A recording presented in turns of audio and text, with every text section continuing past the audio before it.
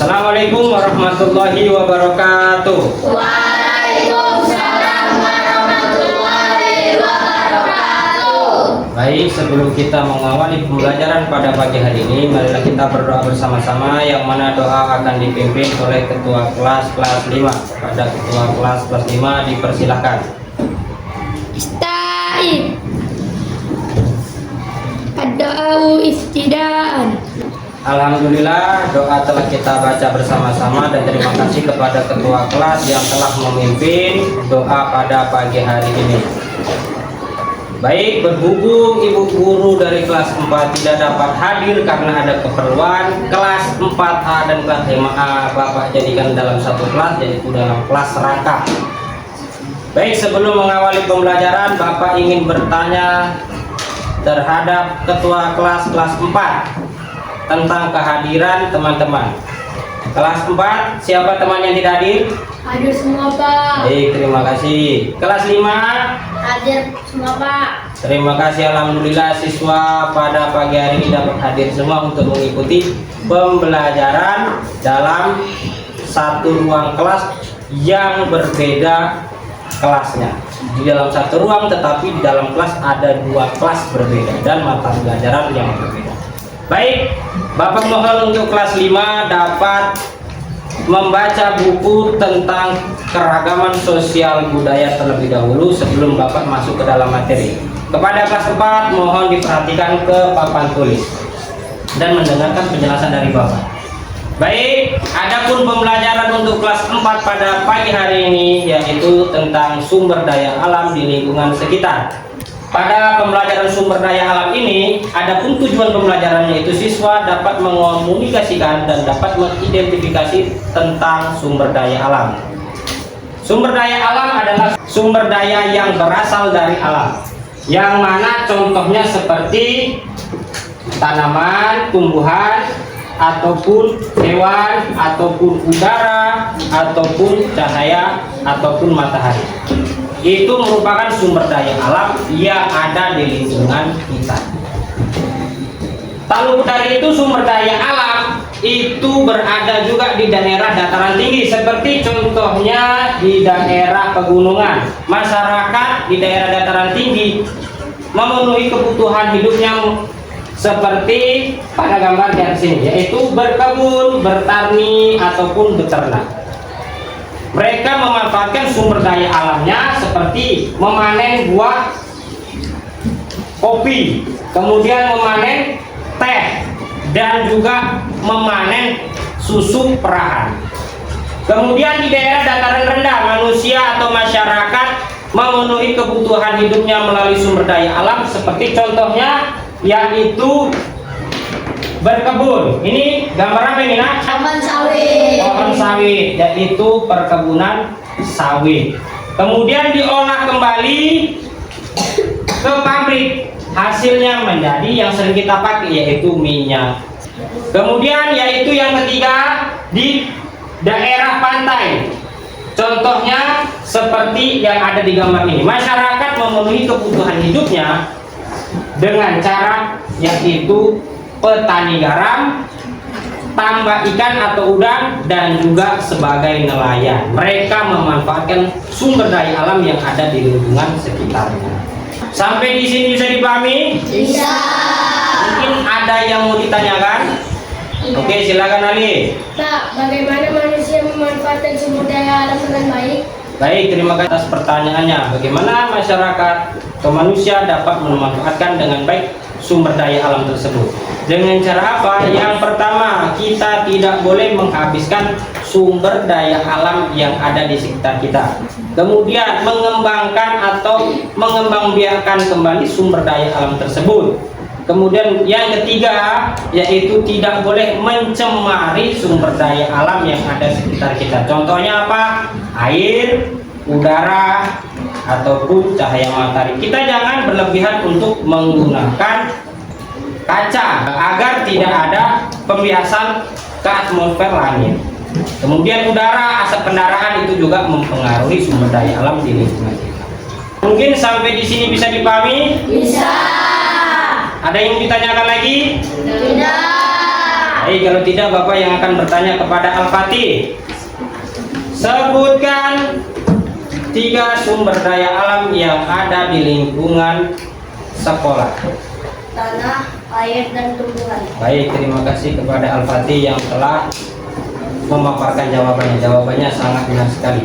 Adapun tugas pada pagi hari ini yaitu siswa anak Bapak kelas 4 dapat mengerjakan lembar kerja yang telah Bapak berikan dengan baik dan benar. Baik, sekarang masuk ke kelas 5.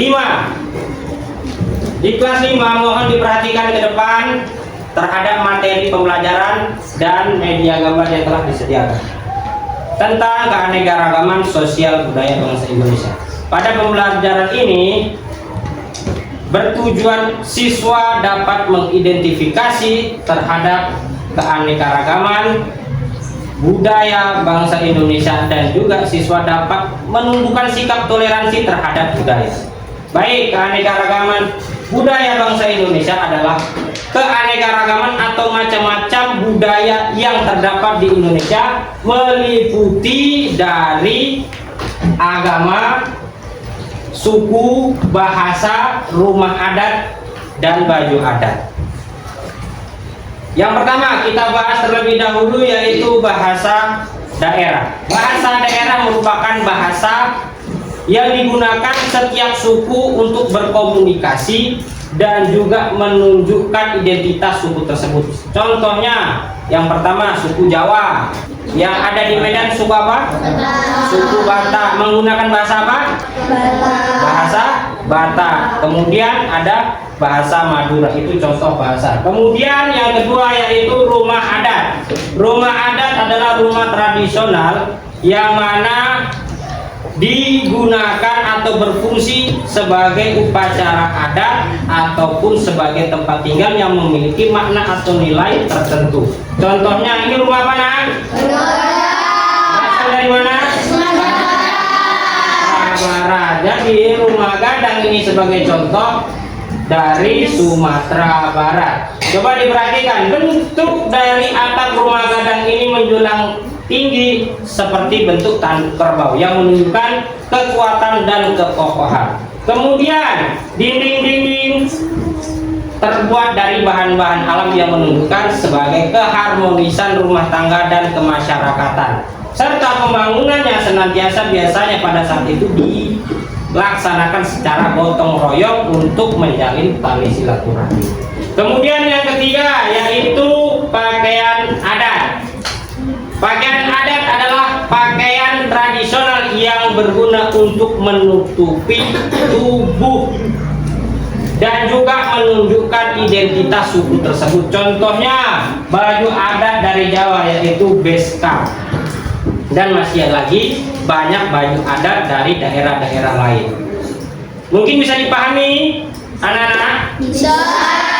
Sampai di sini ada yang mau ditanyakan? Oke, kepada Jonita dipersilakan. Pak, bagaimana cara kita menghormati budaya orang lain?